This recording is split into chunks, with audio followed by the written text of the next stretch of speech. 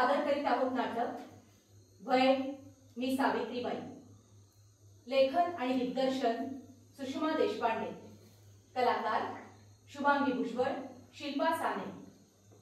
सादर करीत आहोत सुषमा देशपांडे लिखित दिग्दर्शित नाटक वय मी सावित्रीबाई. नमस्कार, मी शुभांगी. मी तुमच्याशी बोलायला आले सावित्री म्हणून. नमस्कार, मी शिल्पा. मी सुद्धा तुमच्याशी बोलायला आले सावित्री म्हणूनच. आजूबाजूला डोळे उघडून पाहिलं का जीव तुटतो बघा. आवाजचा काळ गेला, पण आज बी तुम्ही सारी तिथंच घुटमळता का काय असं वाटायला लागतं. तुमच्या संग लई बोलावंसं वाटतं. आमचं जगणं, आम्ही काय केलं ते उलगडून सांगावंसं वाटतं. हात आम्ही लय काय केलं असं म्हणणं नाही माझं. अहो मी तर काय, त्यांची बायको झाले आणि त्यांच्या कामात कवा गुरफुटून गेले हे ध्यानातच नाही आलं बघा. म्हणजे इतकी गुरफाटले का ते काम माझं कवा झालं हे बी उलगडलं नाही. आता बघा, मी जन्माला आली ती नायगावर. नायगाव सातारा जिल्ह्याच्या ठिकाणी खंडाळा म्हणून तालुका आहे. त्यातलं आपले खेड. जेमतेम माणसं गावात राहणार, परतवा माणसाला माणूस ओळखायचा. आणि त्यात मी तर नेवसे पाटलांची थोरली आहे. मग काय विचारता माझा तोरा? शेताच्या ढेकळात असंच ढाळणारा माझा जीव. का तर बोचलं काय आणि नाही बोचलं काय. झिपऱ्या कपाळावर घेऊन गावची भटक भवानी जणू फिरत असायची. 4 वर्षांची झाली तवाय म्हणायची, बापाटा कशी काता मोठी झाली ना तू. पण माझं ध्यान तवा पिठात पाणी कालवण्याहून मातीत पाणी टाकून चिखल करण्यावरच असायचा. आई लय कावायची, हातात दिसल ते घेऊन माग धावायची. ते आता लगीन करायचं ना तुझं. दादांच्या मागे जाऊन लपायची. तिचं काढणं म्हणा, नाहीतर जांभळाची नाजूक फांदी त्यावर सोडून जांभळं काढणं म्हणा.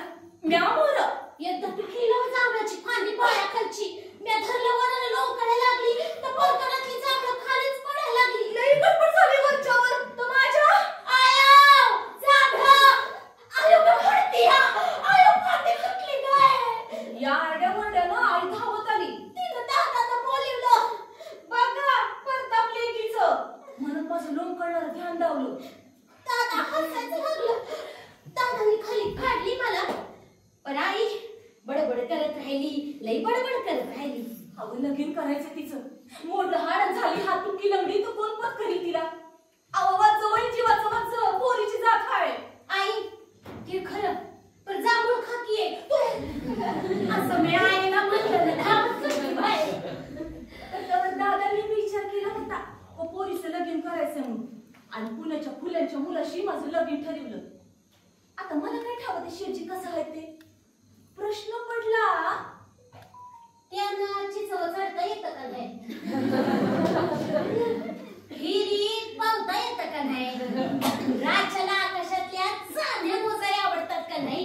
कारण ते म्हणा शाळा शिकणार, बुक वाचणार. पण काय बी म्हणा, लगीन करायचंय म्हणून माझ्या नाकाचा शेटा कसा तुरतुरायला लागला होता. आता आई दादांना सोडून जाणार म्हणून तसं जीवाला वाईट लागणारच की. बरोबर जर थुई थुई नाचत होता मोरावाने पिसाला फुलून. आता पुण्याला शहराच्या गावी जाणार, टांग्यात बसणार. अजून काय बाय नाही म्हणलं तरी नजरेला दिसणारच की. परतवा बायांनी घराचा उमरा वलंडाची पद्धत नव्हती. रामाची सीतेने उमरा वलंडला तर रावणानं तिला पळवली. हे पुन्हा पुन्हा कानानं ऐकलेलं. बाईच्या जातीनं कसं घर बरं, घरातली चूल बरी, चुलीतली लाकडं बरी, हातात फुकणी बरी आणि फुकणीतनं फुकणार आपला जीव बरा. नवऱ्याचं सासू सासऱ्यांचं करावाला बस. अव आज पहिली दुसरीत गेली म्हणून तुम्ही खुश होताय. तवर आम्ही जायचो नवऱ्याच्या घरला. अव माझ्या आमच्या लगीन घाईत ही माणसं जमलेली. परकत फेडून माझं बुजगावलं लुगड्यात बसवलेलं. चेहऱ्यावर मी जणू महाराणी असा नखरा, डोक्यावर बाशी, मुंडावळ्या मी जणू गौराईच. शेजीचं बुजगावलं बघत होती. खरं म्हणजे लई हसा येत होतं. कारण ते हुशार म्हणून ऐकलेलं, पण लईच ध्यान दिसत होतं. जशी वेळेस वाढ दिसतीये. लुगडा शिरला किडा चावला की कसं काय.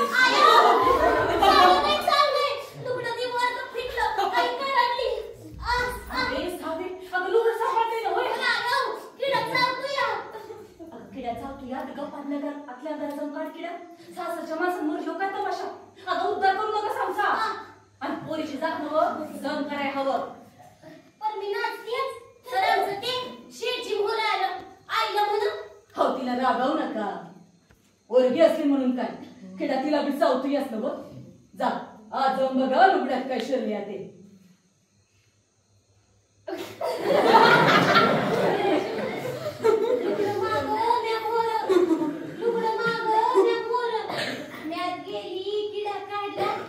शेठजींच्या बोलण्याने जीव नुसता फुलून आला पती परमेश्वर लगीन झाल्यावर सासर मला कधी परका नाही वाटलं बघा एक तर सासर हे तुझं खरं घर हे तर कायमच ऐकलेलं त्यात मामांचे हे चांगलं होतं साधं कुठं खेळा नाही तर चपकुल्याचं डाव म्हणणार लई प्रेमानं हाक मारून काम सांगायचं आमचं शेठजी मात्र सदा शाळेत मशगूल असायचं अहो ही मोठमोठाली पुस्तकं वाचायचं शाळेत मास्तरांचं मला लईच लाडकं होतं नसाय काय झाले सारखं वाचायचं कधी माझ्या संग खेळा म्हटलं काही येणं नाही असं हसायचं झालं शेठजींकडं हा मला त्यासनी शेठजी म्हणणं लईच आवडायचं लईच अगं शेठजी म्हणजे कसा रुबाबदार दिमाखाचा माणूस वाटतंय शेठजींकडे तिथे शाळेला असलेले मैत्री यायचे सदाशिव पन्हाळ गोवंडे मोर विठ्ठल वाळवेकर सखाराम परांजपे काय बाय वाचायचे गोल गोल बोलायचे त्यांचे मैत्र कसे साम्य जाती धर्माचे होते तुमच्यात काय असतंय आमच्यात काय असतंय असली चर्चा चालू असायची एक दिवस मी त्यांचं बोलणं ऐकलं तेव्हा मला कळलं शेठजींना मामंजींनी मधीच शाळेतनं काढून घरी बी ठेवलं होतं पण पुढे गप्पा बी मुंशी आणि लेखी साहेबांना सांगितलं म्हणून शाळा पुन्हा सुरू बी झाली लगीन लावल्याला साराला जाते आपण लय हुशारशा बाळात चालले वय हाय तुम्ही हुशार पराड आणि बायकोकडे जरा ध्यान देणार का नाही हे मी बोलायची गजग्यान संघ नाही तर ठिकरी संघ अहो एक तर दिसभर शाळा घरात असल्यावर हे वाच ते वाच नाही तर लवजी बुवा मांकडं दांडपट्टा ढाल तलवार कसरत शिकणं एक दिस नाही विचारलंच दिसभर शाळा आणि बाकी ही कसरत इथं आमच्या संघ खेळा कुणी बी नाही हसल्यावर हसून म्हणतात कसं शेठजी वय बुद्धीला शरीराच्या तंदुरुस्तीची जोड असेल तर जमतंय सारं काम दाम बायको संघ खेळ तुमच्या कामात बसत नाही वय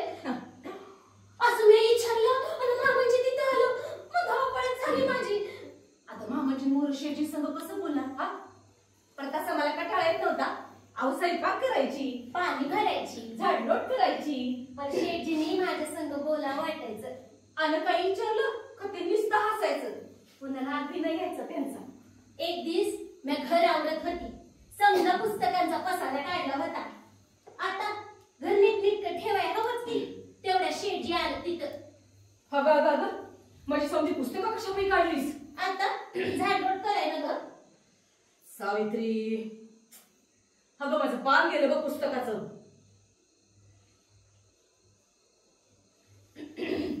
घ्या पालक काय ते अगं कंच होतं पान हा आता मला का ठाव पण होतं पान ते पण काय एवढं त्या पुस्तकात अगं चरित्र आहे हा ये बघ ये शिवाजी महाराजांचं चरित्र हा यो त्यांचा फोटो आणि हे वॉशिंग्टनचं चरित्र आहे यो त्यांचा फोटो कुणाचा ह्यो शिवाजी आपला होता हा पण हे ते परकेचं नाव दिसतंय जणू अगं परका असू नाही तर घरचा त्याला काम केलं असेल चांगलं तर तो जगला कसा वागला कसा त्याचा विचार काय वाचायच हवं की वाचून तुमच्या डोक्यात बसतंय जणू प्रयत्न करतो या बसवायचा आता हेच बघ राईट्स ऑफ मॅन थॉमस पेनचं पुस्तक आहे यात माणसाचा हक्क काय कर्तव्य काय समज सविस्तर मांडले भाई तुम्हाला लिहिता येतं हा मग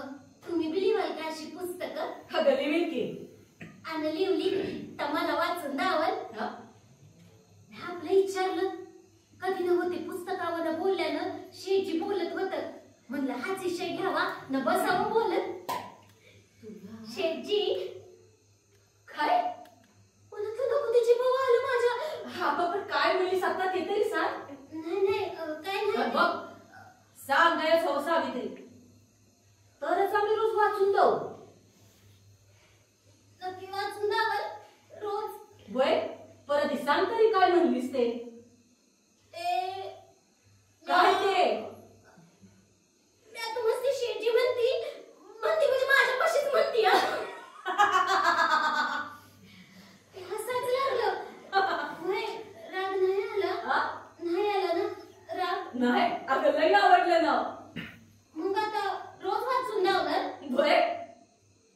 शेठजी भय म्हटला न गप होती वरून, पण जीव निसता हातून हरपून गेला होता. अहो या घरातून त्या घरात, या दारातून त्या दारात नुसतं घरभर फिरावं वाटत होतं. शेठजी रोज मला वाचून दाखवत. वाचता वाचता त्यांच्या पाहण्यातल्या 4 गोष्टी सांगत. हिंदू धर्मात आणि मुस्लिम धर्मात जो फरक आहे, ख्रिस्ती धर्म माणसाचा कसा विचार करतो, जातीपातीनं आपलं कसं अधःपतन होतंय. काय बाय वाचायचं, बोल बोल बोलायचं. मी आपली जीव एक करून ऐकत बसायची. कुठून एवढं डोक्यात शिरलं माणसाच्या हे. माझा नवरा लई गुणाचा. अहो एक दिस शेजारची चंद्राक्का तिनं विचारलं,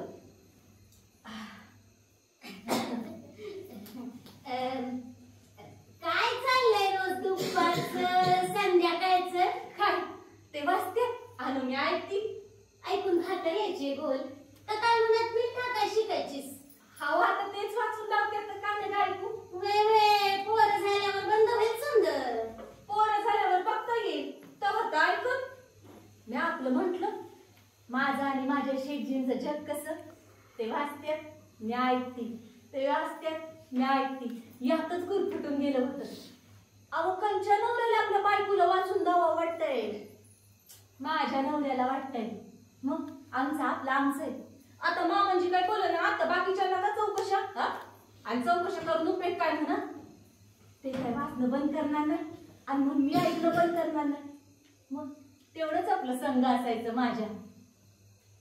सावित्री हीच चाललं होतं. एक दिवशी शेठजी त्यांच्या बामण मित्राच्या लग्नाला गेलत आणि घरी आलं तेच संतापून. कोण समजतात कोण हे स्वतःला. अहो पण काय झालं? अगं लगीन खाई वयात निघाल्या आणि हे ब्राह्मण बरोबर करतात. यो म्हणजे म्या त्यांच्याबरोबर कसा म्हणून. एक ब्राह्मण तो मरून म्हणतो कसा. अय ब्राह्मणांसंग चालायचं धरिष्ठ कसा आलो तुझ्यात. शुद्ध जातीचा तुला जातीपातीची बंधन नाही. अरे बंधन हुडकावून लावतोस, आमची बरोबरी करतोस.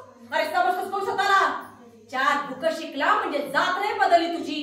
अरे इंग्रज राजवट आली म्हणजे तुम्हाला बेकार मागण्यास उभा मिळाली असं नाही. सभा तिकडना असं बोला रस्त्यात. अहो मग तुम्ही काय म्हणला? काय बोलणार. तुला बोलव तुला जातीपातीचं कुळ.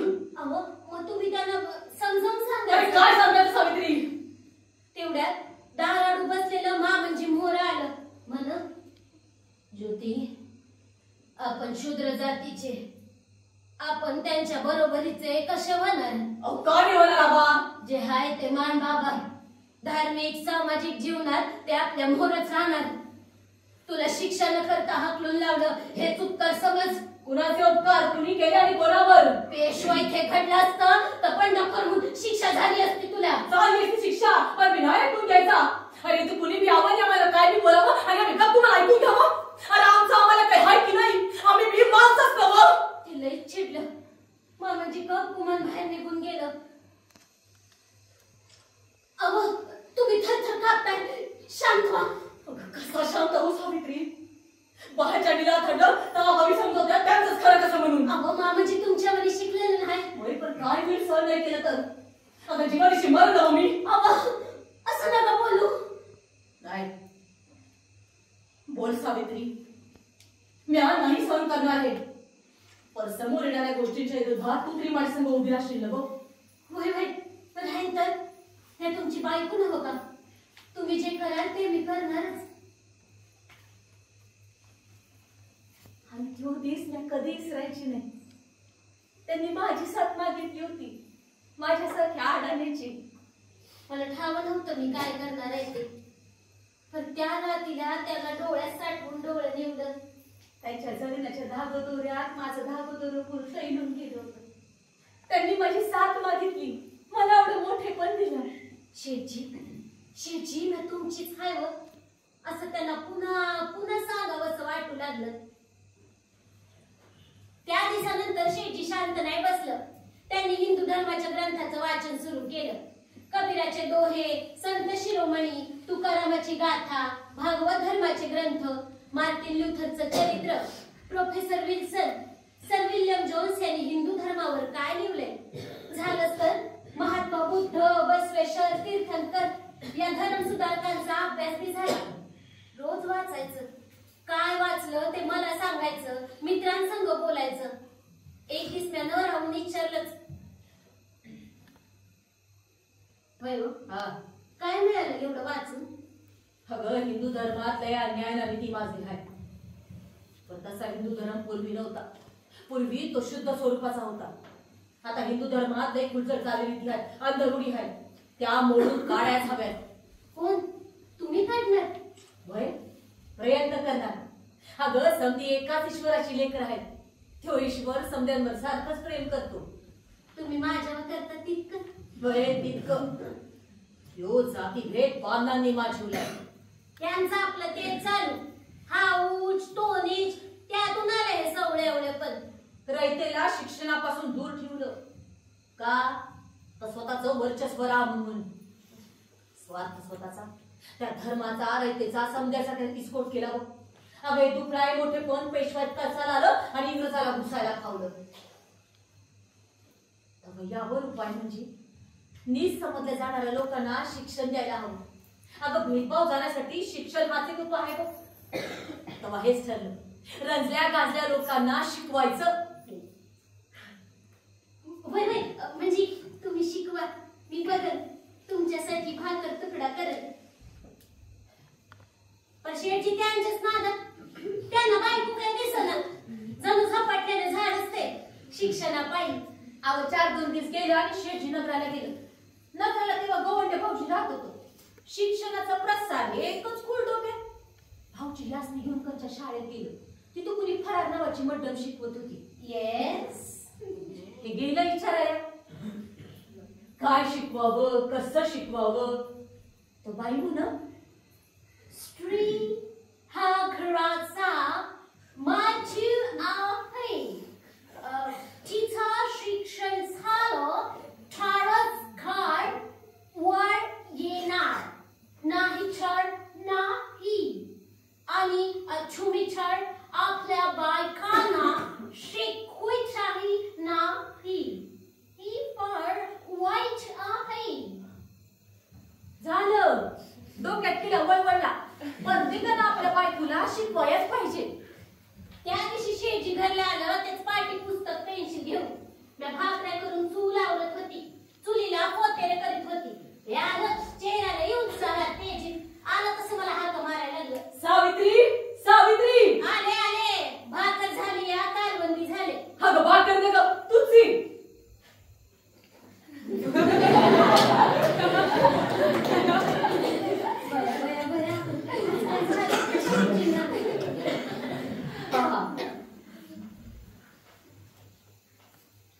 काय अगं बघ, बघितलं?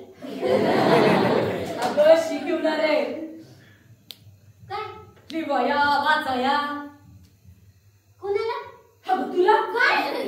वय समज. मला वाचता येईल. तुम्ही वाचता तसं लिहिता येईल. शेठजी ते हसायचं लागलं. त्यांनी पाटी घेतली आणि त्यावर लिहिलं शेटजी आणि म्हण दर गिरीवाता. लाजन चूर झाले. म्हणलं काय माझा नवरा, तर म्हण गिरीवाता. बघ क ख ग ह. क हा ख ग घ त थ द ध. त थ द ध. हा काना मात्रा येलांटी उकार आकार आलं त्योच ध्यास. कला काना का का. कला काना कला काना का का. बबन हात धर. झाले कटाळा आलता. पण ते समोर बसलेलं म्हणलं शेठजी हात धरा. डोळा पटकन लिवतीये मुकाट. हा बे कंबे बे दुनी 4 बे त्रिक 8. मुद्दाम लिहिलं चुकीचं. तसं माझा हात धरला न गिरवायला लागलं माझ्या संग. ना बघतच बसले त्यांच्याकडे. म्हणलं नाही हो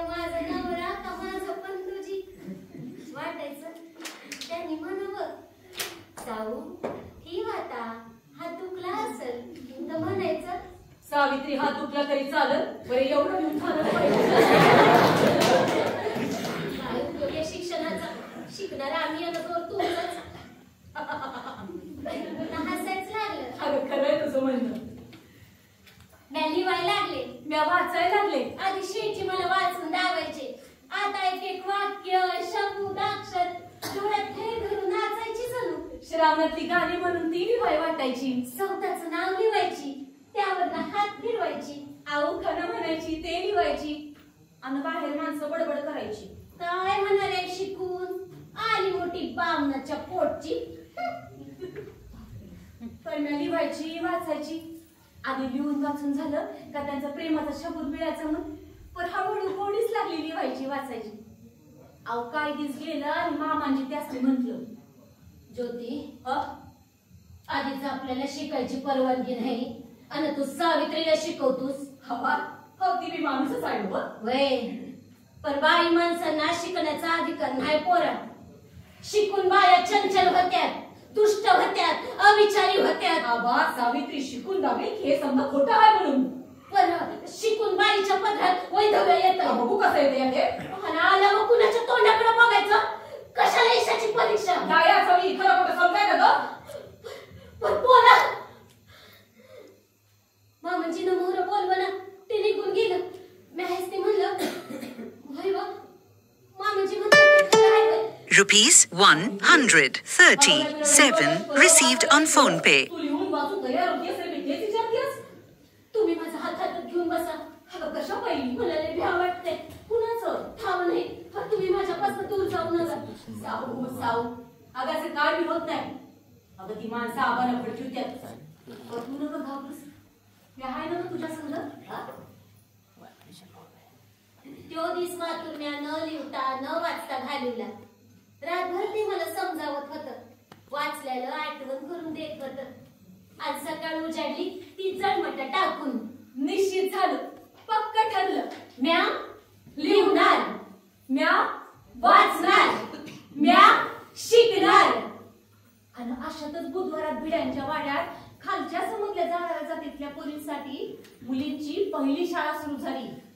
आणि एकच हल्ला बोललो मात्र शूद्रच नाही तर शूद्रांच्या पोरी हे शिकायला लागल्या. आणि ती हो आणि ती सोकालाय हो आता. अगं काळ कशा पायी सोपी होतोय. तो चालला होता आणि शाळा बी चालली होती. आणि तशातच अण्णासाहेब चिपळूणकरांच्या वाड्यात मुलींची दुसरी शाळा सुरू झाली. केशवराव भोवाळकर, जगन्नाथ सदाशिव, कृष्णशास्त्री चिपळूणकर, विष्णूशास्त्री पंडित अशी संधी होती कार्यकारी मंडळात. विष्णूपंत थत्ते नावाचा बामंतवर शाळा शिकवायचा. आधी शाळेच्या नावानं वरडा तरी शाळा बंद पडणं म्हणल्यावर या पंतोजीला तरसायला सुरुवात केली की लोकांनी. कामावर जाऊ नकोस, जाती बाहेर टाकू. एक सूर आला. तुझ्या वागणुकीचे परिणाम तुझ्या मुलांना सहन करावे लागतील. दुसरा सूर पहिल्यात मिसळला. एक का दोन घाबरला नव्हतो. शाळा सोडली की त्यानं. त्या दिवशी शेठजी घरला आलं. तेच काय करावं चेला घेऊनच नुसता भिरभिर भिरभिर झालता जीव. इकडून तिकडं, तिकडून इकडं, इकडून तिकडं, तिकडून इकडं. मिळेल दुसरा पंतोजी. मिळेल दुसरा पंतोजी. बरं शाळा बंद ठेवणं जमणार नाही. तर मनाचं एवढं पक्क पण कसं नसतं ह्या पंतोजींना. अगं नसतंय की कसं मन पक्क, सहन करायला लागतंय. सावित्री तुझं मन हाय पक्क हाय घट. होय मी तुमची बायको नव्हे का? मग उद्यापासून तूच चल शाळेत. कशा बाई? अगं 4 बुक वाचून दाव तर ठरल की काहीतरी. नाही तर तुला यायचं नाही हो शिकवाया. माझं वाक्य पूर्ण व्हायच्या आतच ते बाहेर गेलं होतं भवाळकरांकडं. त्यांचं न भाऊजींचं काय बोलणं झालं ठाव नाही. तर भाऊजी लगोलग घरला आलं. वहिनी वहिनी वहिनी उद्यापासून तुम्ही शाळेत शिकवायचं हे ठरलं. हे बघा हो मी शिकवतो तुम्हाला कसं शिकवायचं ते नाही. वहिनी आता ठरलं. ऐकून घेणार तुला बाहेर गेल आणि दुसऱ्या दिवशी सकाळी फरमान निघालं. चला आटपा लवकर. चाळायला जायचंय. नाही मनवना पर भाई बी मनवना भ्या पोटात भ्या वाटतात. आवाजवर कधी घराबाहेर पडलेली नाही म्या आणि शाळेत जाऊन कसं शिकव बया. आता कुठं लिवाया वाचाया शिकली तर काय बालिस्टर समजू स्वतःला. हा काय करावं पर का म्हणणार आणि माझ्या शेतीचा शब्द खाली कसा पडू देणार. मनाची तयारी करायच हवी वय करायच हवी. मनाची तयारी केली आणि घट मनानं निघाले खरी पर घराबाहेर पडले आणि घट मन धक करायला लागले. मी खाली मन घालून चालले होते. संग शेठजी होतं पर बाई माणसानं कामासाठी घराबाहेर पडावं असं दिसत नव्हतं ते. माणसं आज बाजून चालायला लागली टकामक बघायला लागली. कोण रे ही डोक्यावरून पदरणी तुरु तुरु चाललीये. फुल्यानं बाई ठेवली बिवली की काय. पाऊल अडखळलं. मी आवडला गिळला आणि तशीच चालत राहिले. माणसालाही जागरण वागणं यायला लागली. मी शाळेजवळ पोहोचले तशी समजायच्या घाण्यात आलं की मी शाळेत चालली म्हणून आणि पुण्यात वार्ता पसरली. फुल्यांनी बायकोला शाळेत शिकवायला आणली. अधःपतनाचा कळस झाला. एक शूद्र स्त्री शिक्षिका म्हणून शिकवायला लागली. तेव्हा कसं होणार रे आता. आणि शाळेत मोरचाल पोरी बघून माझा जीव मात्र भांड्यात पडला. म्हटलं पोरीनो शाळा शिकवावं कसं ते काय मला ठावं नाही पण मला जे काय येतं ते तुम्हाला सांगायला म्हणून आली. आवाज बडबड माहेरानंतर शेठजी संगत पण तसं आलं बोलता तर सकाळी ही शाळा आणि सांच्याला घरी शाळा शिकवावं कसं याची शाळा सुरू झाली. म्हणजे शिकवण्यालाही साडा बडा व्हायला लागला. तेव्हा मी एकदा गॅसनी म्हटलं मी अगं माझ्या शिकवण्याने एवढा त्रास होणार असेल तर बघा की दुसरा पंतोची नाही तर करा काम. अगं म्या शिकत होतो तवा बी असंच वरडले होते घसा सुकून. आणि बिन पैशाचा पंतोजी परवडणार असतो काय.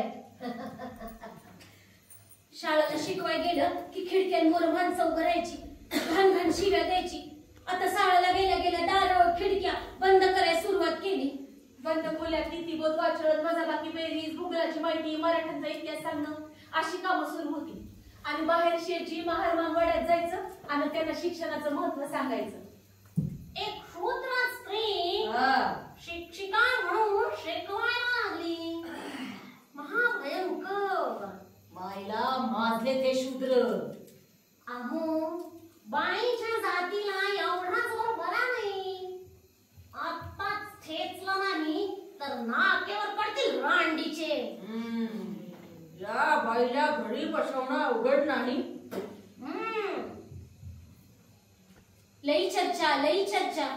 अहो बाई माणूस शिकवतोय लढा उभा ठाकलेला पण घाबरून जमणार नव्हतं. अहो आजच्या वाणी दिसतं राजकारणी सुटणारं कोड नव्हतं. स्वतःला लई अक्कल आहे समजणारं रस्त्यात अजून छेड काढायला लागलो. हा कोणी बाजूला जायचा थुंकायचा कोणी मोरणा आडवा यायचा खा करायचा. लगीन झालेली ना बाई जीव धाकटूक बी करायचा. एक दिसेकानं चिकून फेकला अंगावर.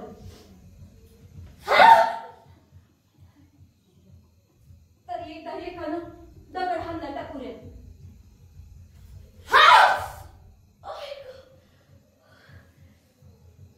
एक दिस माग मोर चार दोन जमले. चारी बाजूनी मला अडवलं. पोटात खड्डा पडला. काय करावं. चिवे कुठून वर केलं तो आणि सूर्याला नमस्कार करून म्हटलं देवा मी माझं कर्तव्य करते. देव तुम्हाला क्षमा करो तुमचं भलं करो. आणि मला देवाचा आणि ह्याच्या नावाचा जप करायला लागले. मुकाट समजा बाजूला झालं. मात्र शाळेला गेले तरी माझा जीव थड उडतच होता. आणि दुसऱ्या दिवसापासून शेठजीने माझ्या संगत शिपाई द्यायला सुरुवात केली. कारण मी म्हण समाजाची बंधनं जुगारली. त्यानं म्हण पुण्यात संतापाची लाट उसळली. नव राष्ट्राचा अपमान झाला. आता एका बाईनं शाळेत शिकवणं या पुण्यात संतापण्यावानी काय आहे हो? पण आता तर कशा बी बाई गंज बी गाव संतापतय, पण हवं तेव्हा शांत राहतो ह्याची मातूर चिड येते बघा. आता लहुजी बुवा मांगाडे राणबा महार पोरा पोरीनं साळं आणायला लागलं, तसंच मला बी सोबत करायला लागलं रस्त्यानं. आता शाळेची कामं वाढत होती, रास्ता पेठ, येताळ पेठ, बुधवार पेठ. घरचं काम झालं का म्या वाचत बसायची, लिवत बसायची. म्या वाचायला लागले की म्हणजे नुसतं बघत राहायचं. त्यांच्या मनात काय आहे उलगडायचं नाही. एका रात्रीला मामजींचं जेवण झालं, भांडी झाकून म्या वाचत बसले होते ह्यांची वाट बघत. तर मामजी दाराशी जाऊन बसलेलं. हे आलं तर वलही उशीर झालता. अंधाराच्या कडा पुऱ्या काळ्या पडल्या होत्या. समद गाव जणू गपछप झालं होतं, इचलं होतं. हे मामजीनं जाग बघून म्हणायला लागलं, हवा हो किती उशीर झाला या, चला झोपा आता. उशीर झालाय ना मग? हा, मग तू इतक्या उशिराने येणार तर मी आज जागलो म्हणून काय झालं? हवा हो तुमचं वय काय? वयाचं सोड. कशा पायी नाही ती पिढा माग लावून घेतोस? विडा रे पिढा तुला साळ्यात काढला होता, तो घातला साळ्याला पुन्हा. हे चुकलं तर काय माझं? या घरात जन्माला येऊन तू शिकलास तो शिकलास, व सावित्रीला बी शिकवलंस. हा भाऊ मी असे काम करतोय. तू त्याला मला सांगू काय?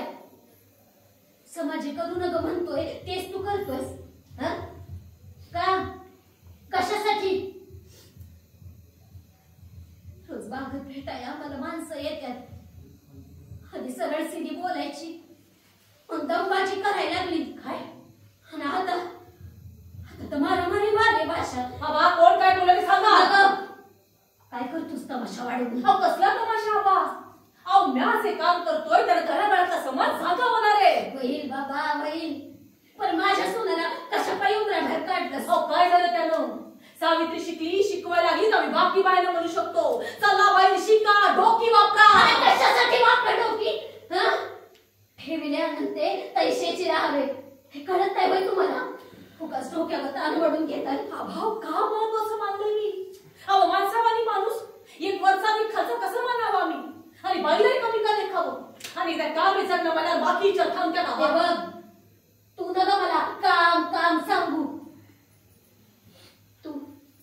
तू कर तुला काय करायचंय ते, पण माझ्या सुनेला बाहेर नको नेऊ. हा बघ तुझ्या संग बोलत नाही कारण तू म्हणतो ते पटतं मी. पण चार माणसं भेटली बाहेर का धडधड वाटते जीवाची.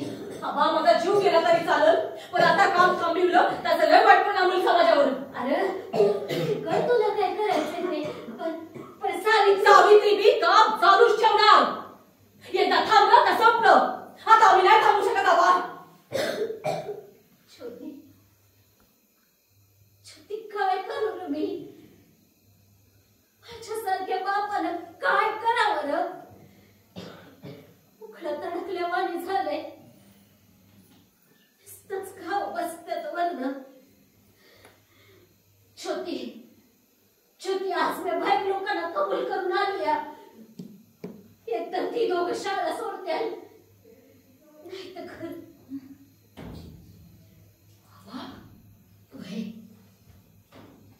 तुला कसं म्हणू घराबाहेर हो?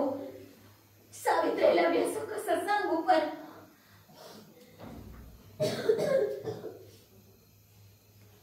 मामाची नंबर कोण बना, मामाची निघून गेलं. मी आता आत रडायला सुरुवात केली. टाकलेली भांडी तशीच होती आणि येळवणा घशाखाली. ते अन मी रातभर समोरासमोर बसून होतो. वर्ष फुटणं, डोळ्यातलं पाणी आटणं. पहाटेचं कोंबडं हरवलं तशी पड जरा. सकाळला उठून घर सोडायचं. कसली फसव. सत्य सत्याशी मन केले ग्वाही, मान्यले नाही बहुमता. दिस उजाडला. आवरून चार कापड घेऊन मामंजींच्या पायाशी मस्तक ठेवलं आणि हंबरडा फुटला.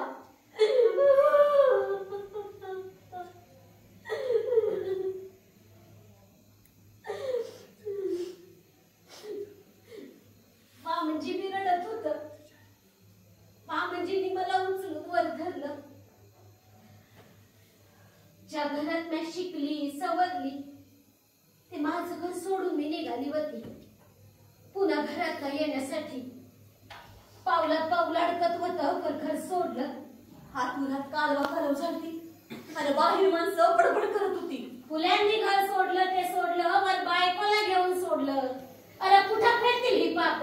हवं आम्हीच आमची पाप बांधत होतो. यांचे मैत्र आणि त्यांच्या बायका मात्र आमच्या बरोबर उभ्या होत्या. उस्मान भाई शेख आणि फातिमा शेख या बहीण भावाने काही दिवस त्यांच्या घरात आम्हाला आसरा दिला. माणसंच माणसांना मारत्यात आणि माणसंच माणसांना तारत्यात. आता तर काय आम्हीच आमचं आणि आमचीच काम. काही दिवसांनी आम्ही आमच्या घरात राहायला गेलो. आमच्याच घरात चर्चा झाडायला लागल्या, काम वाढायला लागली. महारामागाच्या पोरी बी शिकायला लागल्या. पण आज बी खेड्यात पोरी घरात फक्त भाकरे थापताना न पोरांना सांभाळताना दिसतात. असं का होतं? समद्यांनी शिकायला हवं. तेव्हाची गोष्ट आठवते. मी शाळेत पोरींना निबंध लिहायला सांगितलं होता. रखमा असेल 13-14 वर्षाची. आवली उंचाल तशी उठली आणि ठेक्यात वाचायला लागली. रखमा निबंधाचं नाव मी अन माझा धर्म. बामण लोक म्हणतात वेद ही आमचीच मालमत्ता आहे. आम्हीच तिचं अवलोकन करणार. तर यावरनं असं उघड दिसतया की आम्हाला धर्म पुस्तकच नाही हाय. जर वेद बामणांचा हाय तर वेद सांगतो त्या परमानं वागणं ह्यो बी त्यांचाच धर्म हाय. आम्हाला धर्म पुस्तक वाचायची परवानगी नाही, मोकळीक नाही. तर धर्म पुस्तकात लिहून दिलेला धर्म आम्हासनी लागू होत नाही असंच दिसतंय का नाही? तर हे भगवाना तुझकडून आलेला कंचा धर्म आम्हासनी लागू होतोय ते कळी. म्हणजे आम्ही त्या परमानं वागण्याचा अनुभव घेऊ. भया भया भया भया हा मी ऐकतच राहिली. मी एवढी पोर बोलत होती काय. आपण जे शिकवतो त्याचं सार्थक झालं वाटलं बघा त्या दिसाला. पण आज ते सार्थक पारलं याला गेले. आवाजी 4 गाड्या निघालेली फौजच हाय जणू. गाडल्याला उकराया पिढी नाही पुरत आणि गाडून गाडून सरलं तर हाती काय बी नेवरत अशी तरा झाली. पण तेव्हा तसं नव्हतं. विचार तवासा गाडला गेला नव्हता. एका रात्रीला जेवण झाली. समधी माणसं आपापल्या घरला गेली. मी अंथरुण घातली, दिवा बारीक केला. मंद उजेडात दिसभर काय झालं ह्याची उजळणी चालली होती. न मागल्या दारात जोरात काय पडल्याचा आवाज आला. पण शांत झालं. पुन्हा मागल्या दाराचा कुरकुर आवाज आला. अहो तुम्ही थांबा. कोण आहे? कोण आहे? दारातनं 2 माणसं हातात कुऱ्हाडी घेऊन सावकाशात शिरत होती. त्यांच्या चेहऱ्यावरची बगरुरी अंधकुचड्यात बिलपत होती. ती माणसं आत शिरली हात उगारतच. अरे हातावर बाबानो हातावरा. हातावर या नाही आलो इथं. अरे मग कशा करता आला? तुमचा निकाल कराया. तुम्हाला यमाकडे धाडाया आलोय आम्ही. माझा शेवट कशा करता? हरम्या तुमचा काय अपराध केलाय का? आमचा कसला अपराध? अरे मग तुम्ही मला का मारता? तुम्हाला मारायची सुपारी दिली. कशा बाई? हेच तुमची शाळा शिकवण्याचं काम समाजाच्या भल्यासाठी थांबाया हवं. असं तुम्हाला बी वाटतंय? आम्हाला ह्यातलं काय बी कळत नाही. आम्हाला ह्या कामाचे प्रत्येकाला 1000 रुपये मिळणार आहे. म्हणजे पैशासाठी तुम्ही मला मारणार हो? म्हणजे माझ्या मारण्यानं तुमचा फायदाच होणार आहे? ठीक आहे तर मग मारा मला. अरे गरीब जनतेची सेवा करणं हे माझ्या जगण्याचं काम मानतोय. तेव्हा त्यांच्या हातून मरण येणं चांगलंच की. तेव्हा मारा मला. अरे मारा. शांत मनानं शेठजी म्हणायला तयार झालं. माझा श्वास ऐका येत होता आणि तवा त्या दोघांनी आपल्या हातातल्या कुऱ्हाडी खाली टाकल्या. ह्यांच्या पायाशी त्या थांबलं. आम्ही नाही तुम्हाला मारणार ज्याने तू वासनी मारायला पाठवलाय त्यांनाच वर पाठवतो बघा. दोघांचं डोळं लाल लाल झालं होतं. दुःख आणि राग यांचं मिश्रण त्यांच्या डोळ्यात दिसत होतं. शेठजींनी त्यांना थांबविलं, समजवलं. समोर काय अर्थ आणि काय घडलं याचा विचार करत करत झोप कवा लागली ते कळलंच नाही. त्या मारेकऱ्यांची नावं होती धोंडीबा नामदेव कुंभार न रोडे. दोघं बी राज्य शाळेला शिकायला लागली. मोर रोडे झालं यांचं शरीर रक्षक आणि कुंभार तर कामाचा आधारस्तंभ. त्यांनी वेदाचार हा ग्रंथ बी लिहिला. तेव्हा विचार होता म्हणून मारेकऱ्यांची मन पालटली असं मला वाटतंय. पण आज एकामागून एक वेगळा विचार करणाऱ्या माणसांचं खून पडत्यात. असं का होतं? अहो माणूस मारून विचार मरतोय होय. विचार यशानं सांगायचं राहूनच गेले. अहो शाळा चाललेली. जाता येता दाराड विधवा मुंडन केलेल्या पोरी दिसायच्या. लाल लाल बनातले. त्यांना मन अशुभ मानायचे. माझ्या जायच्या वाटेला अशीच एक पोर मला लांबणं बघायची. हळूच एक दिवस शाळेतनं घरी येत होती. ती लांबून लपत छपत माझ्या मागणं चालायला लागली. अहो घर जवळ आलं तशी पटकनी घरात शिरली. अगं जीव जणू भांड्यात पडला.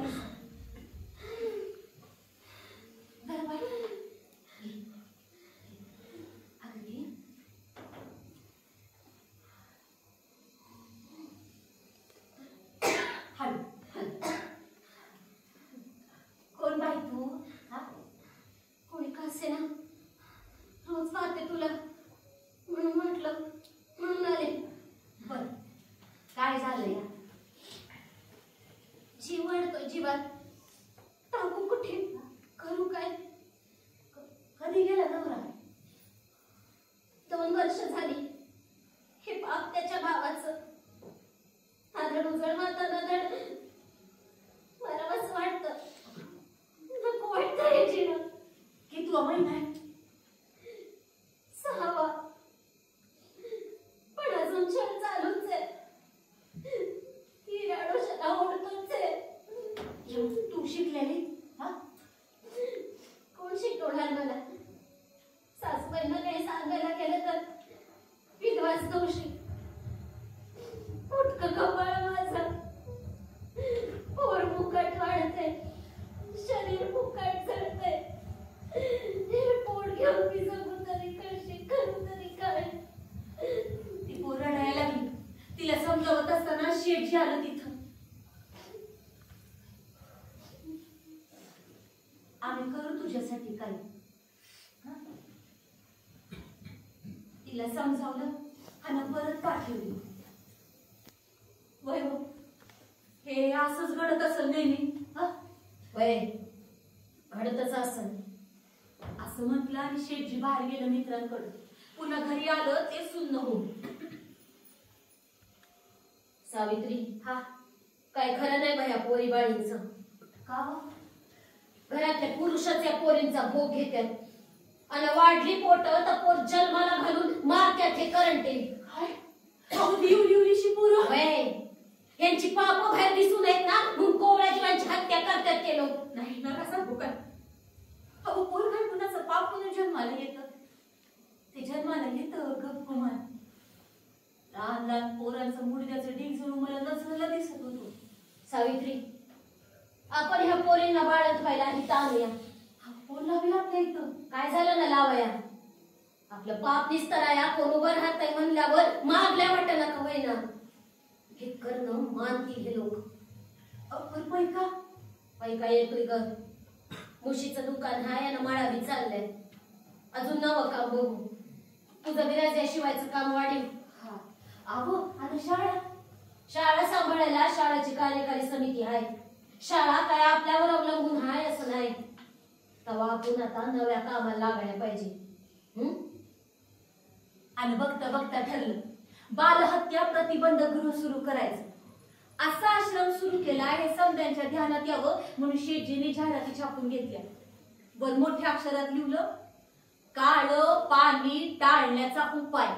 हा मोर लिहिलं ज्या बायांचं आडमार्गानं पाऊल पडून गर्भ राहिला असल त्यांनी ज्योतिराव गोविंदराव फुलं यांच्याकडे येऊन बाळंत होऊन जावं.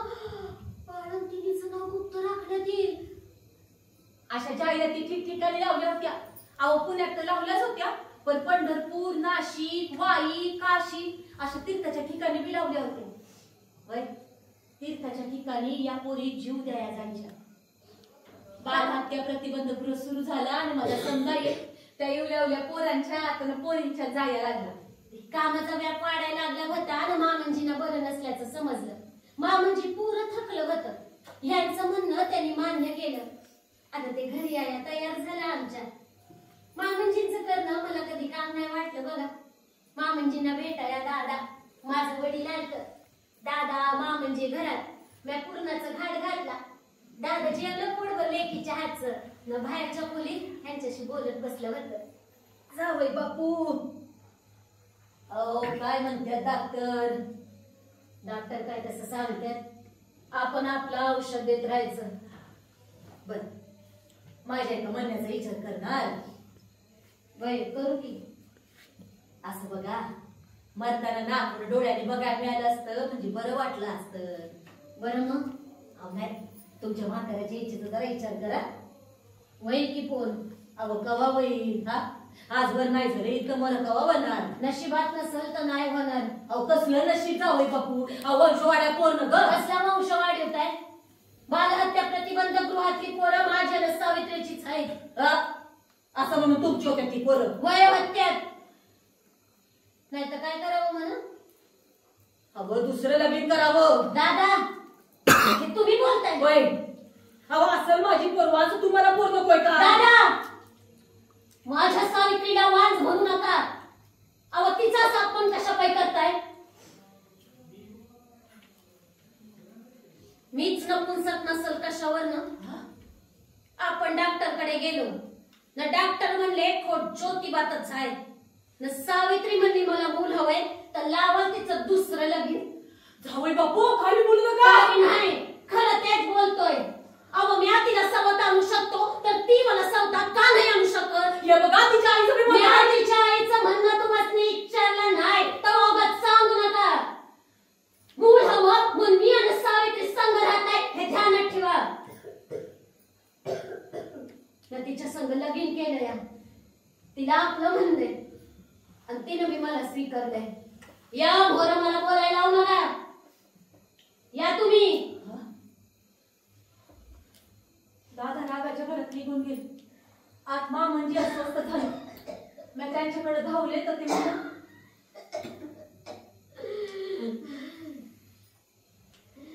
सावित्री छोटीला मूल व्हायला हवं ग.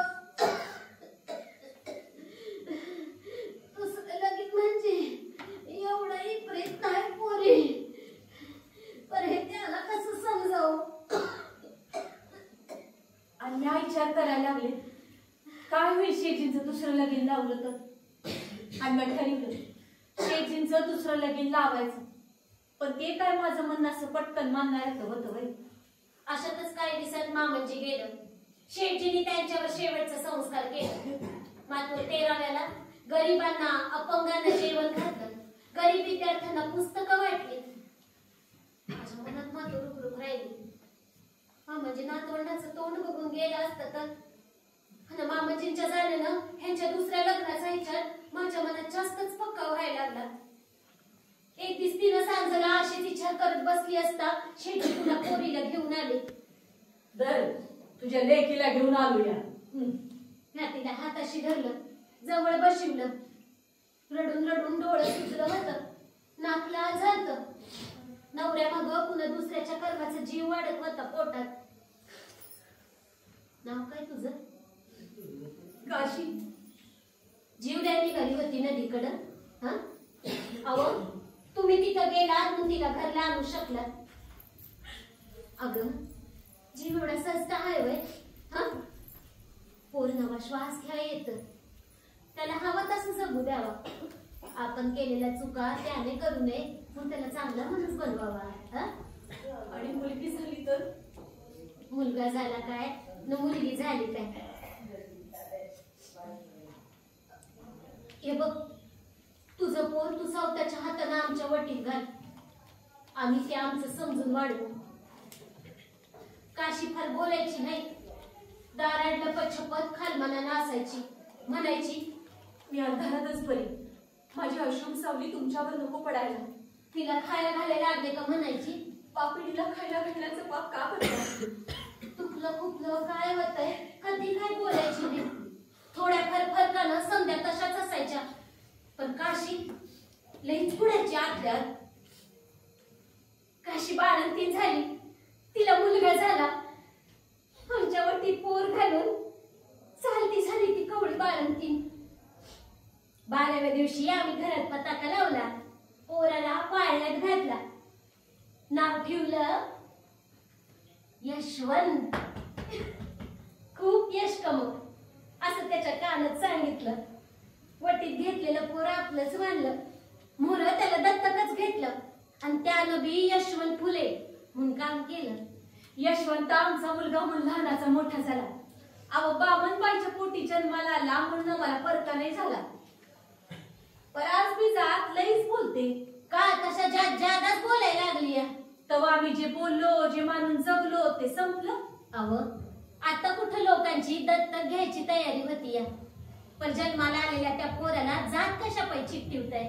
कुणी म्हणतं ज्योतिबांनी मुलींची पहिली शाळा काढली. भारतात पहिलं बालहत्या प्रतिबंध गृह सुरू केलं. सावित्रीबाई पहिली स्त्री शिक्षिका. असल तसा असल, पर तेवढंच म्हणून गप्पा व्हायचं. तेव्हा आम्ही आमच्या खर्चानं आश्रम सुरू केला. मोर तसाच आश्रम पंढरपूरला सुरू झाल्यावर शेठजीने इथलं काम थांबवलं. शेठजी म्हणायचं, एक काम दुसऱ्यानं हाती घेतलं तर आपण नव्या कामाला लागू शकतो. ते काम म्या सुरू केलं म्हणून तिथं माझ्या नावाची खुर्ची असायच पाहिजे, असं आमचं धरून नव्हता. पर आम्ही सुरू केलेली समधी कामं आज कोण हाती घेतय? हा कोण घेतय तेवढ्या मनापासून? बघा, विचार करा थोडा वेळ शांत मनानं. आमच्या घरातला पाण्याचा हौद आम्ही समद्यांसाठी खुला केल्याची घटना आजकाल शिसले नावाजली जाते. तेव्हा पेशव्यांनी पिण्याच्या पाण्यासाठी हौद बांधलं होतं पुण्यात. पण त्या पाण्याला महारामांगांना शिवायची बी परवानगी नव्हती. आणि अशा कुणाला जीव काढायचा. अशाच भरून 4 या बहिणी आपल्या पोटच्या परांना घेऊन आणण्यासाठी नाही तर पाण्यासाठी बनवून फिरत होत्या. आणि वाट माय पाणी, आणि वाट माय पाणी. आणि त्यांची सावली पुन्हा घरंदाजबाईच्या अंगावर पडली आणि गजब झाला की हो. सावलीच्या स्पर्शानं बी होण्याचा काळ होता तो. या बहिणी पाण्यासाठी तडफडत होत्या आणि आतून चप्पल फेकली गेली. पाणी मागतायत. अरे स्वतःची सावली कुठे पडते बघतायत का? अच्छा बाबा, 8 दिवस झालं तोंडात पाणी नाही. पाणी पाच आणि हवं तेवढं पाच. माझं पोर मला टेकलं ना.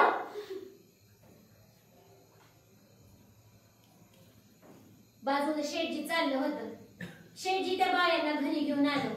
मी त्यांना पाणी पाजलं, जेवाय घातलं. त्या बाया गेल्या. शेठजी म्हणत, सावित्री, पाण्यासाठी माणूस किती लाचार होतो बघ. जी, आपल्या घरात पाणी आहे म्हणून आपल्या ध्यानात येत नाही बघा. होय, पण माणसाला पाणी महाग करणारी माणसं नव्हत. हर निसर्गाला दिलेले पाणी हिसकावून घेणारे कोण महाभाव. आपण ह्या लोकांसाठी पाण्याची काहीतरी व्यवस्था करायच पाहिजे. आपल्या घरात पाण्याचा हौद आणि आपण काय चर्चा करत बसलोय हे आमच्या ध्यानात आलं आणि आमच्या घरातला पाण्याचा हौद समजायसाठी खुला केला. काही वर्षामागे सरकारनं आमच्या घराचं स्मारक केलं. लई बरं वाटतं समजायला. पण बायांचं पाणी किंवा तोडलं सरकारनं. लई लागतं बघा माझ्या जीवाला. आता लोक मागे लागायला लागले का आपण आपल्या समाजाची स्थापना करायला पाहिजे. आता आमच्या मनाने घेतलं मग ते काम होणारच. इच्छा कृतीत येणारच. बैठका सुरू झाल्या, विचार पक्का झाला. आणि 24 सप्टेंबर 1873 ला सत्यशोधक समाजाची स्थापना झाली. ती सत्यशोधक समाजाच्या कामासंग बाकी कामं चाललीच होती. शूद्राच्या पोरांसाठी आम्ही बोर्डिंग खोललो होतो. शिक्षणासाठी पोर तिथं राहत फार नाही 25-30 पोर होती. गरीब पोरं पैकाने द्यायची, श्रीमंता घरची द्यायची पैक. काकू जेवण जेवण. काकू आंघोळीचं पाणी. काकू चहा. काकू द्यायचं तर सांगा ना. काकू कुंडी तुटले लावून द्या ना. काकू गोष्ट वाचून दाखवा ना. काकू शाही सांडली माझी. काकू काकू काकू ओ काकू. एक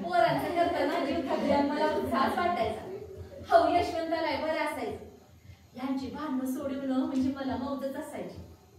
अहो आजचा सगळा विचार करताना आठवतो नागांचा संप. पण तेव्हा संप झालता वेगळ्याच कामासाठी. आश्रम खोलला म्हणून तरुण पोरींचं मुंडन करणं थांबलं नव्हतं. या विधवा पोरींचं मुंडन थांबविणार तरी कसं? लोखंड्यांनी तेव्हा लई काम केलं. संप त्यांनीच घडवून आणला. पण हे समजून हवी का एकाच कारखान्यात कामाला होतं. सभा घेणं सोपं काम नव्हतं. मी बी काही भाव्यांसंग बोलली होती. हे बघा तुम्ही बाया माणसांचं केस भादरणं थांबवायच पाहिजे.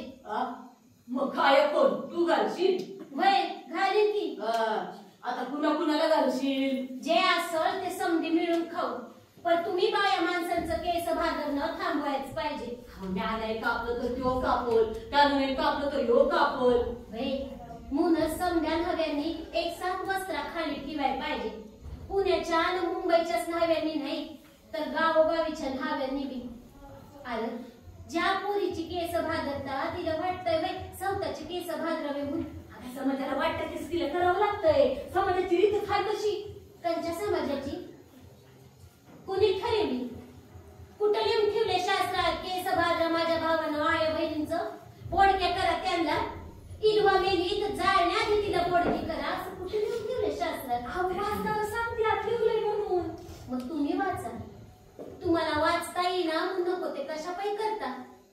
तुमच्या अडाणीपणापायी तुम्ही हे भोगता न तुमच्या वाणी इतरांना भोगायला लावता. ज्या पोरींची केस भादरता त्यांचं बाप भाऊ सासर करत्या त्यांना स्वतःच्या हातानं बोडक्या करत्या. समजा ना बघ तू म्हणतेस की पटतंय बी जीवाला पण हात थरथर कापतोय. आणि पुन्हा मुंबईच नाही तर जुन्नर वाई गंगखडीत हजार वेळा आम्ही जमलो तो मुंबई सबला. समजा वस्त्रा खाली ठेवला स्वतःच पोट जाळलं का? तर माझ्या आया बहिणींची टंबना थांबायच हवी जी नाही माझ्या जातीपातीची. अहो विचार पटला की संधी अंतर कशी दूर होत्यात ना. अवा एकीकडे यशवंताचं शिक्षण चाललं होतं. एक दिवस शाळेत घरी आला तो काय पया रडतच. मी त्याला शांत करायला लागले तर म्हणून शाळा त्यांना रस्त्यात पोरं मला चिडवत्यात. भटाचं पोर माळ्यानं पळवलं म्हणतात. आज ना उद्या येवणारी आम्ही धरूनच चालू होतो. यशवंता म्हणत मी त्याला अजूनच जवळ घेतला. आई मी तुझं तात्यांचंच आहे ना. तुला काय वाटतं? तुमचाच आहे वाटतं. अरे मग झालं. पण ती पोरं का चिडवत्यात? म्हणत्या की बाबा मीला झालंय तू. आता कसं समजावं या पोराला? पुरात घालमेल झाली. म्हटलं यशवंता ये बघ तुझं तात्या मी सत्यशोधक. पहिला मी कुणाचं ते सांग. अरे तू माझाच रं. जन्माने ठरणारी जातपात न मानणाऱ्या आई बापाचं. अरे 9 महिने मी तुला पोटात नाही वाढला पण मग तू काय माझा नाही. अरे 9 महिने पोटात वाढून जन्माला घातला हे सार्थक मानणाऱ्या आयांचा काळ बदलायच हवा की. तुला वाढवणार तुझा आई बाप. इथं तुझं तात्या साऱ्या दिनदलितांचं बाप पण घेते. मला आई पण देते. ठाव नाही मला मी कुणा कुणाची आई आहे. परुरातला आई पण घेऊन मूळ जाती कामाला खरं आहे. यशवंता खरं सांगते सत्य सोडून आम्ही दोघं बी काय बी बोलू नये. तुझ्या जन्मदात्रीला आम्ही घरात घेतला तर तिचा आई बाप म्हणून आणि तुझं बी आई बाप आम्हीच हवं. ठाव नाही आम्ही तुला आई बाप म्हणून काय देणार आहे. पर शेठजीने जन्माला घातलेल्या कामाचा बाप पण उद्या आमच्या मागं तुलाच घ्यायचं. हाड बोलून न गप झाली. शेठजी कवा आलं ते कळलंच नाही. आणि त्यांच्या यशवंता या हातनं आई तात्या आलं म्हणत तू धावत बाहेर गेला मी. त्यानंतर यशवंता कधी बी हिरमुसला नाही. स्वतःच्या जन्माचा प्रश्न त्याला पडला नाही. आता शेठजींची धावपळ लईच वाढली होती. वयाच्या मानानं धावपळ जरा कमी करा. मी आपली बायको सारखं रीतीनं म्हणायची. हेच मी तुम्हालाही म्हणू शकतो.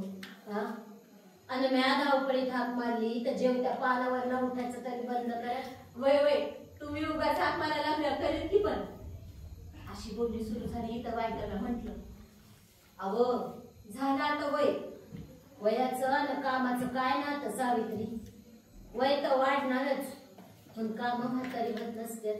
पण माझं कामाबद्दल काय बी म्हणणं नाही. म्या म्हणते आपण धडधाकट आहे तर यशवंताचं लगीन करून टाकावं.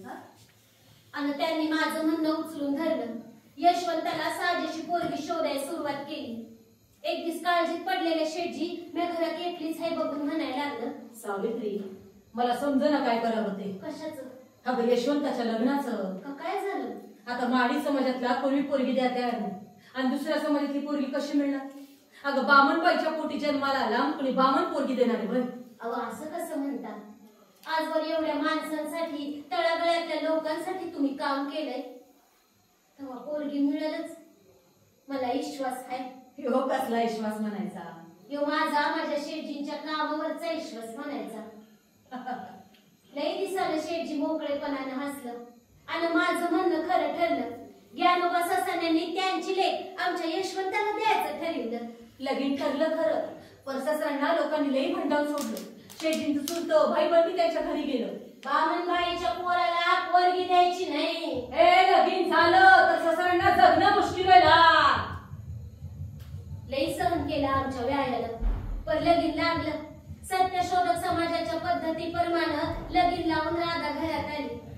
लगोलग तिची शाळा बी सुरू झाली. शेठजींचा लई जीव होता राधावर. राधाला बघून मला मात्र माझं सुरुवातीचं दिस आठवायचं, माझा अवखळ खेळणं आठवायचं. यशवंत आणि राधाचं बोलणं कानावरनं गेलं का हसू यायचं. राधाला बघून मला तू घरात आली तेव्हाच दिस आठवत्यात. शेठजींच्या वाक्यानं मी आवडत झाले. सावित्री, अगं कुठवर चालू रस्ता साथीनं? अव आता रस्ता एक धरला तर चालाय ना ग. होय, पण म्या नेहमीची वाट सोडली आणि तू बी ते मानलंस. मग त्यात काय यशस्वी झालं? विशेष नाही, पण समजा आठवते बघ. आणि समाजानं आपण दिलेलं नाही स्वीकारलं म्हणून तसं काय बिघडलं नाही हे बी जाणवतं. वै हे समज मी तुमच्या संग जगले म्हणून शिकले. पण शिकायची इच्छा तयारी बी लागतीये मनाची. आज बायकोसाठी लईच वेळ आहे म्हणायचा. सावित्री, तू नसती माझ्या संग तर ही वाट इतक्या सहजासहजी नसती का चालता आली. अव आता मनापासून जे वाटलं ते जगणं म्हणजे मी काय केलं असं विशेष. तू हाय म्हणून म्या हाय आणि तुम्ही हाय म्हणून म्या. याला साथीनं जगणं म्हणते. आम्ही बोलत होतो न राधा धावत आली. काय बाई समजना म्हणून. मला वाचून मी काय समजत नाही आत्या. आता दोघं बी घेतच कुणाला विचारू बया. तिच्या मनाचा गोंधळ झाला. हसून म्हणलं, एक काम कर, इच्छाचं यशवंताला. आता अजून ती पळाली. आता कसं जगाला मान्य नसणाऱ्या पद्धतीप्रमाणे आमचं जगणं नीट सुरू झालं होतं. एक ती सत्यशोधक समाजाची बैठक झाली. समधी माणसं घरला गेली. डॉक्टर गोळे आणि ससाने शेठजी संघ बोलत होतं आणि शेठजीला पक्षघाताचा झटका आला. शरीराची उजवी बाजू लुळी पडली. लईच घाबरून गेली. यशवंत राधावी बावरून गेली. डॉक्टर गोळ्यांनी लवकर औषधं सुरू केली. रात्री शेठजींना झोप लागली. मात्र माझा डोळा लागला नाही. डॉक्टर गोळे आणि ससाने सांगत होतं, काळजी करण्यासारखं काहीच नाहीये. म्हणजे औषधं चालू आहे, सगळं नीट होईल. तुम्ही झोपा ना. पण कसं व झोपावं? माझं धडधाकट शेठजी असं पडणार, कसं रमावं त्यांचं मन. आता शरीखान चालू आहे, ते कसं जमणार? आणि कामाशिवाय शेठजी जगणार तरी कसं? मरणाचं जगणं त्यांना जगावं लागू नये म्हणून मी त्या निर्मिकाला साथ घालत होते. निर्मिका, अरे सांभाळ रे यांना. त्यांचं औषध पाणी नीट चालू होतं. थोडं दिवस गेलं आणि त्यांचा उजवा हात चालू ना म्हणून ते लईच कातावलं आणि त्यांनी ठरवलं डाव्या हाताला लिवाय सुरुवात करायची. हो, मी काय म्हणते, मॅरी बी तुम्ही सांगा. हा, तुला का तुझी कामं नाहीत? तू तुझं काम चालू ठेव. लिहतो माझं मी. आणि त्यांनी तशा अवस्थेत डाव्या हातानं अर्धवट राहिलेलं सार्वजनिक सत्य धर्म हे पुस्तक लिहून पूर्ण केलं. बाई माणसाची थोडी स्पष्ट करणारे हे पुस्तक आपण जायच्या आधी पुरं व्हायच हवं. हा एकच ध्यास त्यांना लागला होता जणू. थोडं दिवस गेलं आणि शेठजी मला अचानकच म्हणायला लागलं, सावित्री, आजवर जे कमावलं ते कामातच घालवलं. कधी मधी माझ्या मागं तुमची चिंता लागून राहते मनाला. आणि पोटात धस झालं. बघू उद्याचं उद्या. नाही, मृत्यूपत्र करून ठेवायलाच हवं. अहो बरं सावित्री, अगं मग आजवर आपण सत्याला सामोरे गेलो. मृत्यू ढळढळीत सत्य नाकारून नाही चालायचं. पण मृत्यूच्या कल्पनेनं माझा जीव खावरा बावरा चालता. हे बघ, फार पैका नसल मा, पण यो वाडा एका आंबोर चालाया हवं. त्याचबरोबर माझं सगळं सोयरं गणगोताचं यशवंताला सुखानं नाही जगू द्यायचं. तवा मृत्यू पत्र करायच हवं, व्यवहार म्हणून स्वीकाराया हवं. त्यात भावना अडकून नाही जमायचं. मृत्यूपत्र तयार झालं, त्यावर सह्या होऊन ते सीलबंदी झालं. आम्हा उभयतांचे पश्चात आमचा मुलगा यशवंत आमचे स्थावर जंगम व इतर सर्व मालमिळकतीचा मालक असून तो जाणता व सज्ञान झाल्यावर त्याजला केवळ तशी वहिवाट व मालकी करून त्याने वंश परंपरेने उपभोग घेऊन मालकी करावी. आमचे मिळकतीवर आमचे भाऊबंद वगैरे कुणाचा वारसा हक्क नाही. आमचा मुलगा यशवंत अज्ञान आहे. सबब मी व माझे कुटुंब सावित्री त्यास विद्या शिक्षण देत आहोत. त्याचे मुख्य कारण हेच की चिरंजीव यशवंताने ईश्वर प्रीत्यर्थ सर्व तोपरी गांजलेले अज्ञानी दीनदुबळ्या शूद्रातिशूद्र बांधवांस त्यांचे मानवी अधिकाराचे हक्क समजावून देऊन त्यांची धूर्त ठक मानवद्रोही आर्यभट ब्राह्मणाचे कचाट्यापासून सुटका करण्याचे कामी आपले आयुष्य आपले सर्वस्व खर्ची घालून चिरंजीव यशवंताने जन्माचे सार्थक करून घ्यावे. आम्हा उभयतांचे मृत्यूनंतर आम्हा उभयतांविषयीचे सर्व विधी सत्य समाजोक्त करावयास चिरंजीव यशवंतास मात्र अधिकार आहे. अतुल मथुर म्हणत होता, मृत्यूला असं सामोरं जायचं धैर्य शेठजी माझ्यात तरी तुम्हीच दिलं. मृत्यूला असं सामोरं जायचं धैर्य शेठजी माझ्यात तरी तुम्हीच दिलं. सत्यशोधक समाजाच्या पद्धतीप्रमाणे विधी करण्यासाठी कायद्यानं मंजुरी दिली. आणि शेठजी जणू शांत झालं. आता शेठजींना अंतरातून उठवून अशी परिस्थिती आली. ते अंतरुणात पडून होत. त्यांना ते सहन होत नव्हतं. माणसं सारखी भेटायला येत होती. ताराबाई शिंदे आल्या, पंडिता रमाबाई आल्या, म्हणाल्या एक वेळ ज्योतिबा जन्माला येतील, सावित्री जन्माला येईल, पण दोघांच्या कामाची साथ केवळ आदर्श आहे. लोकहितवादी आले. आजवर झालेल्या चर्चा गेलेल्या संध्याकाळी त्यांना आठवतच नाही. तावतावानं बोलायला त्यांचं फुलं दिसता हसत होत. त्यांना बघवलं नाही, ते निघून गेलं. पाळवेकर दूर कोपऱ्यात बसून होत.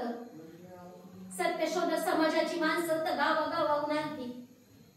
तुला तर काय बी कळत नव्हतं. यशवंता राधा कावरी बावरी इकडून तिकडं फिरत होती. म्यामातून त्यांच्या जवळ बसून होते. तिथून उठवणं काय घडणार आहे. मुलाची चलबिचल चालली होती आणि त्यानं बोलावं असं वाटत होतं. म्हणलं बोला बोला काय बोलायचे ते. समजा बसलेल्या लोकांवर ना त्यांनी नजर फिरवली आणि बोलायला लागलं सावकाश. आता माझा शेवट जवळ आला आहे. माझ्या शेवटच्या येळी तुम्हा सर्वांचं दर्शन झालं आणि तुम्ही सर्व सत्यशोधक समाजाचं काम पुढे चालवित आहात. हे पाहून मला मृत्यू येतोय, म्हणून मी आनंदाने त्याच्या स्वाधीन होते. शूद्रानं वर काढून त्यांची उन्नती करणं हे आता तुमच्या प्रयत्नांवर अवलंबून आहे. मला माझ्या आयुष्यात जे करावंसं वाटलं ते करायचा मी प्रयत्न केला. त्या थोड्या यशानं माझं समाधान झालेलं नाही. ते काम तुम्ही पुरं करायला हवं. तुमच्या कामात अनेक अडथळे येतील. त्या वेळेला डगमगू नका. सत्यावर पूर्ण विश्वास ठेवा, म्हणजे तो निर्मित तुम्हाला खात्रीने यश देईल. जगाच्या राहाडगाडग्याप्रमाणे मी गेलो म्हणून शोक करू नका. जगातली ती एक घटना आहे, पण चालू काळाशी झगडणं आपलं काम आहे. माणसं रडायला लागली. मी आज थांबू शकत नव्हते.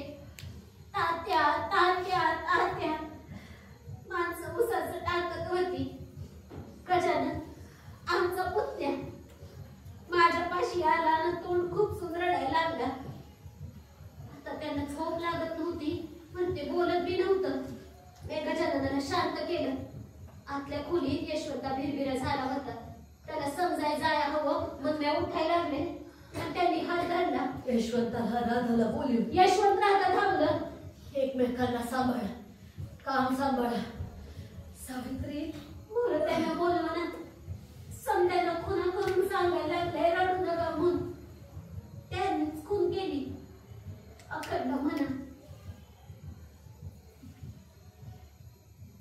निर्मिके निर्मिले मानव पवित्र. कमी जास्त सूत्र बुद्धीमध्ये. पिढी साता बुद्धी नाही सर्वांमध्ये. शोध करा आधी पुरतेपणी.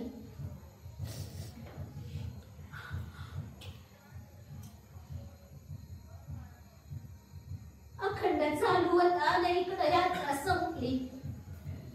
समजा हल्ल कल्लोळ झाला तवर कुणी डॉक्टर भोल्यानं बोलवाया गेलं. परडारड ऐकून ते आत शिरलं ते संपर्गा फोडत.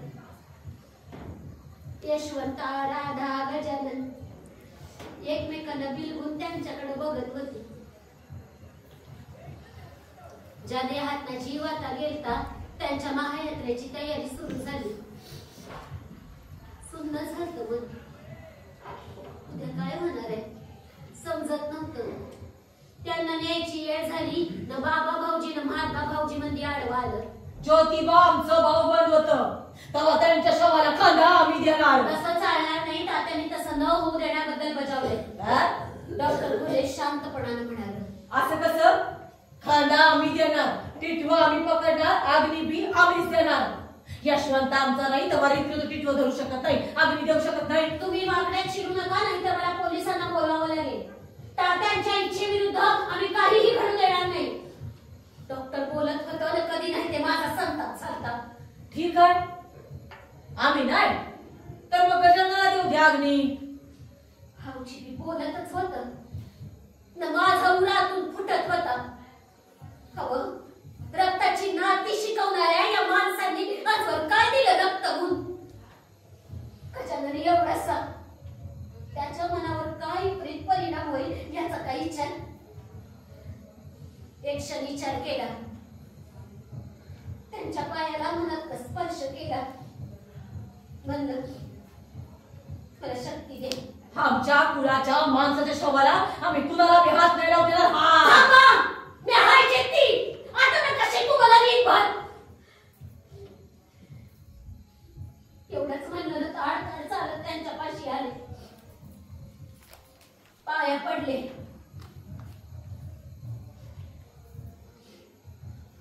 अंघोर होऊन टिटवं उचललं. यशवंत राधा गजानन धावत माझ्या जवळ आलं. माझ्या संग चालायला लागलं. जय सत्य आदि सत्य. जय सत्य आदि सत्य. जय सत्य आदि सत्य. त्यांना कायमचं पोचवाया मी निघाले होते. पावलं भर पडत होती आणि आतून मी त्यांच्या संग बोलत होते. शेठजी तुम्ही चाललात. तुमच्या संग जगले म्हणून तुम्हाला सोडा यायचं भाग्य मला लावलं. हे न थरथरणारं हात तुमच्यामुळे खंड झालं. हे हात हातात घेऊन रात रात समजावलं ते तुमच्या सावलं. आता या हातानं खंबीरपणे सावराया हवं. सावरायाच हवं. शेठजी आज मी तुम्ही दारात दिसल्यानं बुजगावणार होतं. तर आता या हारांचा फुलांचा अर्थ लई बदलला की हो. आता माझं शेठजी माझ्यापासून जाणार कायमचं. शेठजी शेठजी.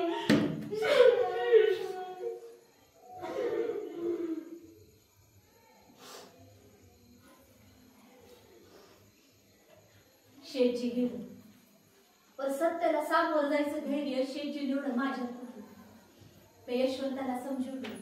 तो शिकायला लागला. राधाचा अभ्यास बी सुरू होता. पण मला मातूर कामात बी त्यांची साऊ अशी हाक ऐकू यायची. 2 वर्षानंतर लोकहितवादी गेलं तेव्हा बी लई चुटपुट लागली जीवाला. आपला समाज सुधारण्यासाठी त्यांनी लई काम केलं आहे असं सासवडला समाजाचे अध्यक्ष भाषणात बोलले होते. आता सत्यशोधक समाजाची कामं पुढे चाललीच होती. यशवंताचं शिक्षण संपत आलं होतं. डॉक्टर झाला होता तो. आजवर आम्ही जे कमावलं ते कामातच घालवलं. मामा परमानंदाच्या धडपडीनं बडोद्याचा महाराज सयाजीराव गायकवाड यांच्याकडनं दर महिन्याला पैक येत होतं. तरी बी खर्च भागत नव्हता. आणि अशात 1897 ची प्लेगची साथ आली. पुन्हा वसाड पडायला लागलं.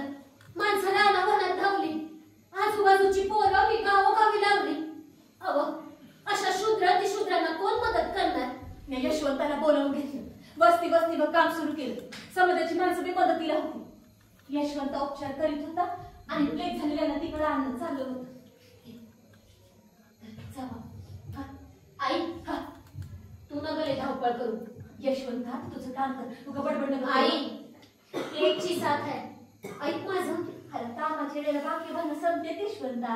अरे संपायच हवी. आई, तू कर का, पण साथ फैलावती या. आता रोगीला हितवर आणणं म्हणजे. यशवंता तू डॉक्टर झालास तेच काम कर.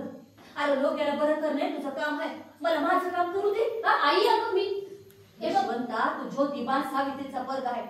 अरे काम करताना ते काम करावं की नाही यायचं त्यांच्या पोरांना करू नये. स्वतःला मरण आलं तरी. आणि ते तुम्हाला समजू तू. आई, मी मरण, मी जातो वस्तीवर, तू नका जाऊस. अरे बाळा मरण आज नव्हतं यायचं. माणसाची भावना अडकी नेऊन कामात अडकी. मग अशा वेळी तू माझ्या आधी गेला तरी खट मराला मी बघत.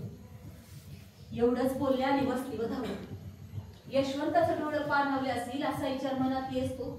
हे 2 वर्षाचं पोरी वळताना दिसलं, उचललं त्याने आणि धावतच निघालं. तर त्या युवल्याच्या जीवाची जगण्या मरण्याची धडपड चालू असताना त्याला दूर कशी ठेवणार? उराशी कवटाळलं त्याला. म्हटलं मरण आलं पोराला तर ते तरी उभे यावं. पोर गेलं आणि मला प्लेगची लागण झाली. यात्रा संपली.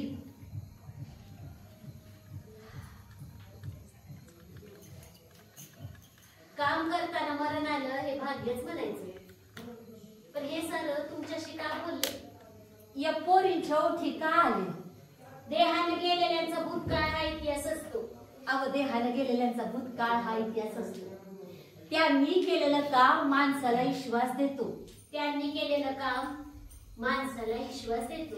विचार माणसाला जाग येतो. विचार माणसाला जाग येतो. हेच पुन्हा पुन्हा सांगणं. हवं हेच पुन्हा पुन्हा सांगणं.